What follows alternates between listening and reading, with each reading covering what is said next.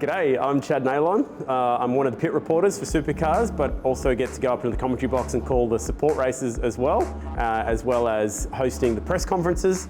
So very busy job, supply some stuff also to supercars.com. I've nearly been at Supercars already for 10 years, which is crazy. So started back in 2013. I've always been calling the support action, but occasionally had a chance to step into the big boy chair and call Supercars as well, and was also the on-course announcer in 2014. So a few different roles, but it's always been not too far away from a microphone. When I was a kid, I actually used to set up the car parks at Wanneroo Racetrack, and on top of that, I got given the job by the WA Sporting Car Club to be the guy holding the radar gun in pit lane, and I did get one driver, whose name I won't mention, for speeding in pit lane, but he now currently works on the broadcast. So I'll let you figure out who you think that might be.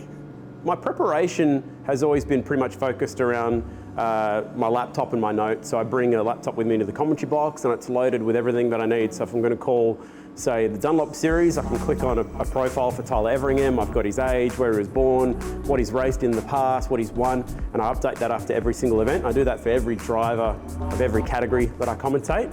So it's a lot of living in Excel and filling out forms and pieces of paperwork and stuff like that, but that's what you need to do before you arrive at the events, and I've always kept that level of preparation up as best I can. Fans are accessing the sport in so many different ways, whether it be via Facebook Live, which we've started to do, or YouTube, or the E-Series. So there's all these different ways that fans are engaging with the sport, and I think trying to stay on top of the new wave of digital content has been the biggest change that's come about in the few years that I've been here. One of the coolest things about working with Supercars Media is they are equipped with some of the best television technology in the world. But it's not just about the equipment that's there, it's also mixing that with the very best people in television, which is why I think the Supercars broadcast can really bat above its average and be up there with some of the best motorsports TV in the world. There's a ton of information going on in the world of Supercars racing, and so to be equipped with all of that knowledge in the one spot comes down to communication. So we have a total different sort of communication between everybody in pit lane, to race control, to making sure that we can hear the teams and what the teams are saying over their team radios.